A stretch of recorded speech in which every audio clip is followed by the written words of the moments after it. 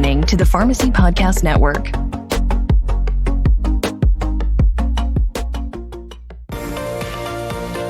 You're listening to the PharmXcel Podcast, a member of the Pharmacy Podcast Network with over 100,000 downloads a month.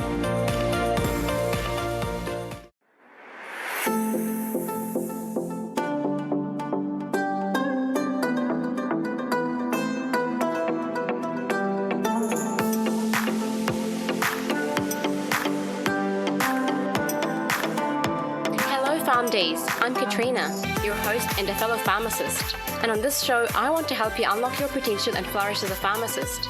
We cover everything in pharmacy, from ways to own your career to self-care, to insights in digital health, pharmacogenomics and beyond.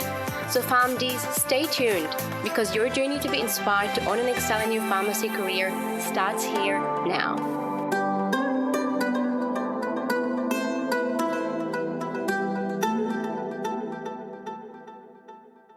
Hello everyone, and welcome back to another episode of the PharmXcel Podcast. I'm your host, Katrina Ezer.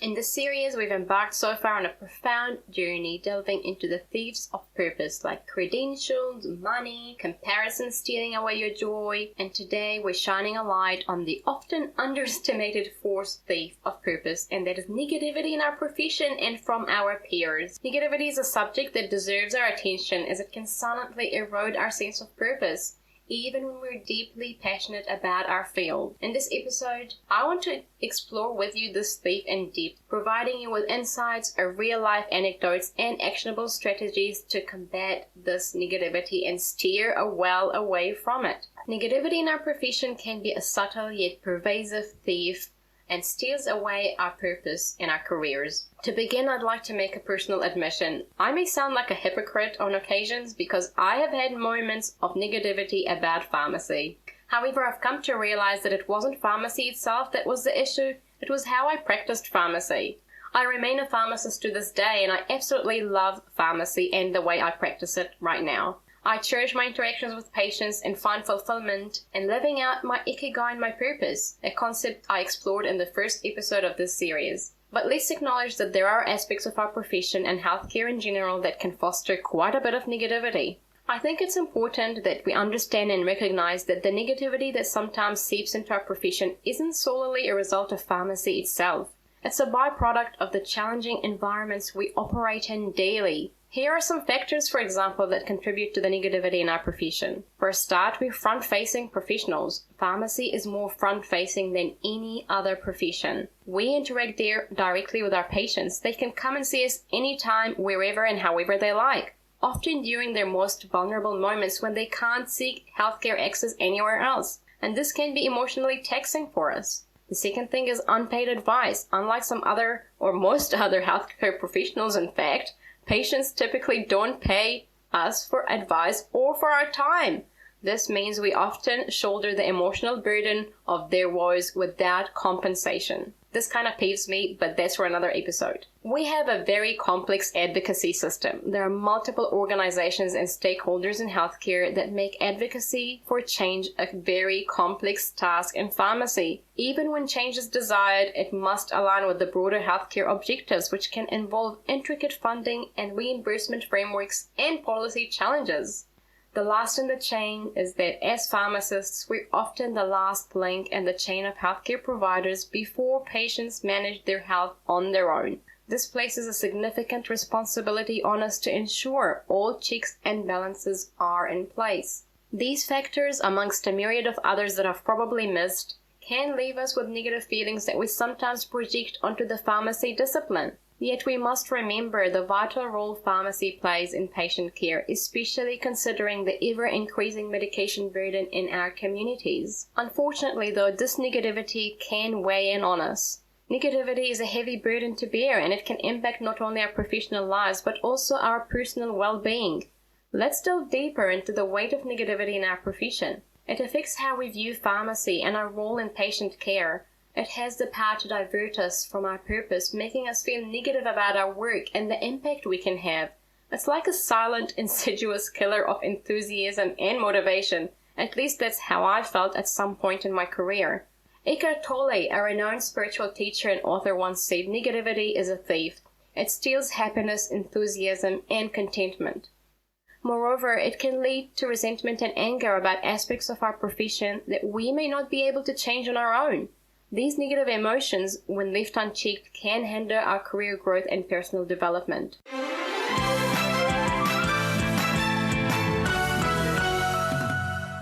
Let me share a real-life insight that illustrates the transformative power of combating negativity.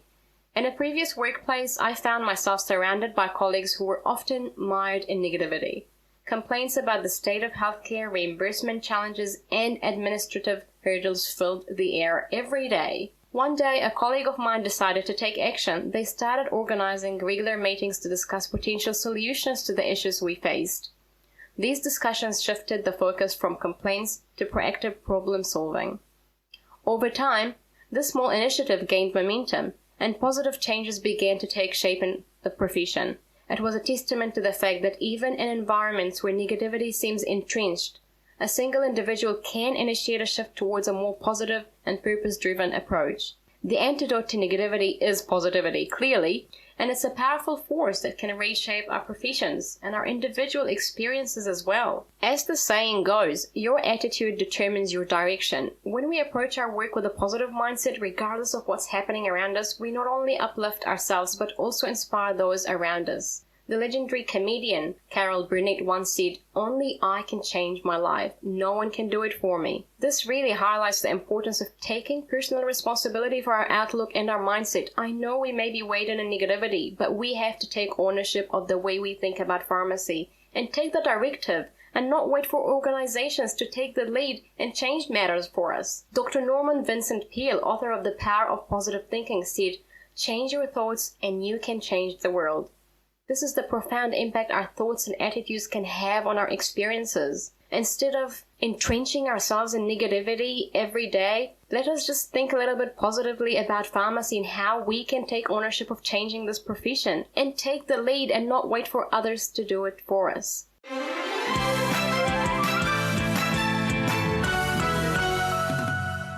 Now let's dive a little bit deeper into actionable steps to how we can combat the negativity in our pharmacy profession and from our peers, for example. This needs to be infused with some positivity, obviously. The first thing we can do is start by taking time to reflect on whether we find negativity in the profession affecting our motivation and sense of purpose, and consider how you can cope with it and identify areas where it may be most pronounced. As an example, at some point in my career, I found the negativity in the profession really weighing in on me. And what I did was that I totally abstained and left social media groups that mulled over in negativity all the time. It really can derail you off your purpose, and you need to recognize when this is happening and catch it and avoid those mediums that perpetuate it. So you need to recognize when this is happening. You are the only one who can change this. And in a lot of the cases, pharmacists just repeat the same wars, the same challenges, but nobody wants to take lead into being proactive in addressing those challenges. So you're the only one, if it's really getting to you, who can change this. Why don't you take the lead? I did that in some instances. It can be a significant undertaking, but it really is not impossible. The other thing you need to do is focus on the 1% that you can change. Instead of becoming overwhelmed by the 99% of things you can't change, concentrate on the 1% that you can influence. Every small positive action can compound over time to produce significant results. I started off on social media with a very small group, with my own personal account in fact, and I just repeat the same woes and challenges that pharmacists have, but in saying that, I advocate and I push pharmacists for change, and I lead that change myself through my voice. And I've led that in the way that I've practiced pharmacy. For example, everyone in the sector told me I can't charge patients for services because they won't pay. But I know in the power of pharmacists, and I know that the value that we can provide our patients, and I did it, and it worked. You need to be an advocate for change. When you encounter negative conversations or situations, strive to be an advocate for change rather than engaging in or perpetuating the negativity. Shift the discussion towards solutions and actionable steps, even if they are very, very minuscule. And beware of social media traps. Be cautious about social media groups or Facebook communities that perpetuate negativity. While online forums can be valuable for networking and information sharing, they can also become echo chambers for complaints and frustrations. If you really wanted to vent, perhaps do it with a colleague, but perpetuating it on social media really doesn't help. Turn the conversation around in professional circles. Make an effort to turn conversations in a positive direction. Advocate for the strength and potential of pharmacy as a profession.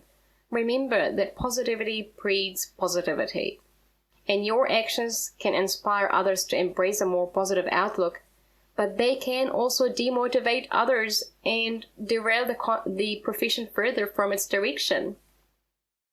So in the face of adversity, it's worth recalling the words of Maya Angelou, the renowned poet and civil rights activist. You may encounter many defeats, but you must not be defeated. Our profession, like any other, has its challenges, but it's our resilience and our ability to foster positivity that can carry us through it. I hope you can see that negativity can indeed be a thief of purpose, even in a profession as vital and impactful as pharmacy. However, we kind of need to be like watchdogs by recognizing sources of negativity and taking actionable steps to combat it and focusing on the positive contributions we can make. We can guard against its insidious influence.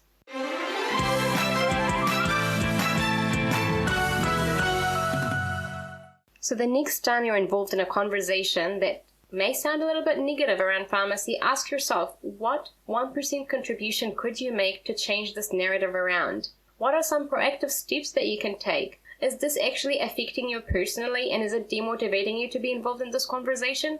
Well, just don't be involved in it. Stay away from all sources of negativity that are not aligning with your purpose and your values, because they will really take you off your track to build a truly fulfilling career. I hope you've enjoyed the last 4 episodes on all the things that can derail us of our purpose and take us off our track to build a truly purposeful career.